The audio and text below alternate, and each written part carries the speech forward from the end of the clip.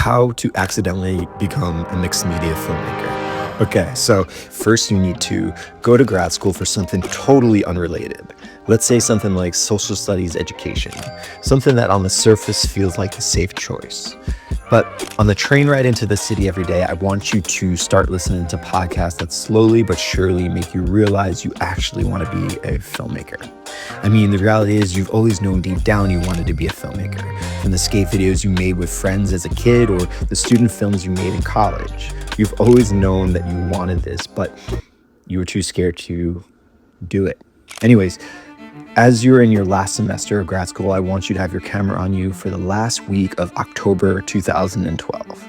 I want you to document your experience of Hurricane Sandy through that crappy camera you have. This will be your way of coping and processing what in the moment feels way too crazy to understand. Because you will walk through your home that is covered in a thick layer of muck from having 5 feet of water rush through it the night before, and you will feel safe behind that camera. You will feel protected from the reality of the situation. You will realize life is way too short not to pursue what you are passionate about. So you decide to become a filmmaker, and you will make a film about this experience. But to be honest, this is terrible timing. Your wife is 6 months pregnant with your first son, and you will need to provide for your family. So after grad school, you don't go into teaching. Instead, you work an administrative job that you don't like too much, that doesn't pay well, but you do this so you can also pursue your creativity at the same time. This job will suck, but the silver lining is that twice a day you are sent out to run errands.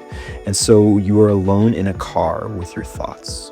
And on these car rides, you start to come up with these ideas from music videos and short films. And when you go home, you write them down at night and you start trying to make them.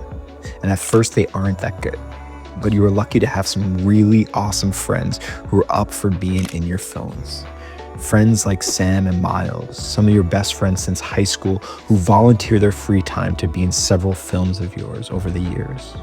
Or your beautiful wife Bethany, who stars in your films and co-directs some of them with you and jumps behind the camera when needed. Your short film, The Love, will be a real turning point for you in your filmmaking career. But this film will only be possible because of all the incredible friends and family you have around you. Your wife will direct the parts that you're in, and you will direct her. And your friend Matt will be the cinematographer on this project. And last minute, another friend of his will let you guys borrow a $35,000 camera for a weekend to film it.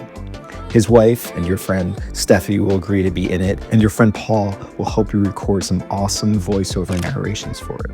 Your friend Tony will offer to color correct the film for free, and your kids will make their acting debut. And the next thing you know, you submit The Love to the Long Beach Film Festival and you get accepted. And not only does it get accepted, but it gets shown to a sold-out screening and wins Best Comedy at the festival.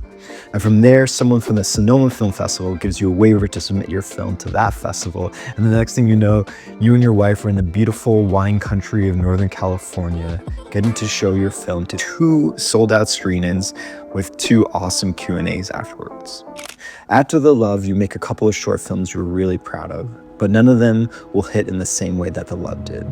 The rejection emails from film festivals and short film curation sites will hurt, but you are not discouraged. Because although for many years your goal was to get a Vimeo staff pick or show up on one of your 2 favorite short film curation sites, you will finally get an acceptance letter from No Budge to premiere your documentary about Hurricane Sandy that you finally finished after 7 years.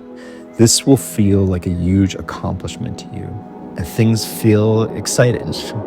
That is, until 2020 rolls around and COVID makes it nearly impossible to go out and make short films with friends. At the time, this seemed like the worst possible thing for your filmmaking career, but trust me, it is not. Not being able to go out and make short films with friends will make you start to mess around with collage animations.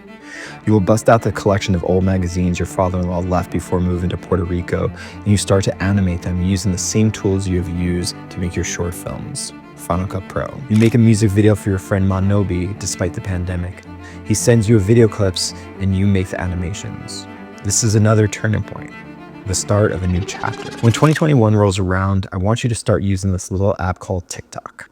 At first, you think it is a good place to share the music that you're working on, but nobody really cares about the music. Everyone is digging the mixed media animations you were making. So you decide to start a separate TikTok just for the animations called Kyle Makes Short Films. And quickly, this side account will become your main account. And you'll be lucky enough to be in the last few months of the wild, wild west era of TikTok, where at least once a week, one of your videos will be seen by more people than anything you've made previously. 2022, you will find a message in a bottle and have your first real viral video. In 2023, you will hone in on your craft of mixed media animations to the point where you finally get a Vimeo staff pick after so many years of wishing. Oh, and yeah, you also get to make some for the Rolling Stones that year. Wild, right? In 2024, you will really start to see the fruits of all your hard work. You make things for Coachella, Blondie, Patreon, Mercedes-Benz. You'll get invited on creative retreats, like super amazing ones to Switzerland, where every aspect of the trip is paid for. You will quit your day job and you will do film full time. And at the end of December, you will get verified on YouTube, and you will have no idea how. Therefore, you will make this video as a way to introduce yourself to anyone who's just finding you for the first time. Anyone else who wants to be a filmmaker or a mixed media artist.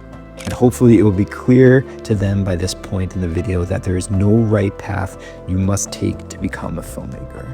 All you can do is keep making things day in and day out. Push through that era in which you suck at it, and hopefully come out the other side with something to say and an audience there to hear it. So, good luck.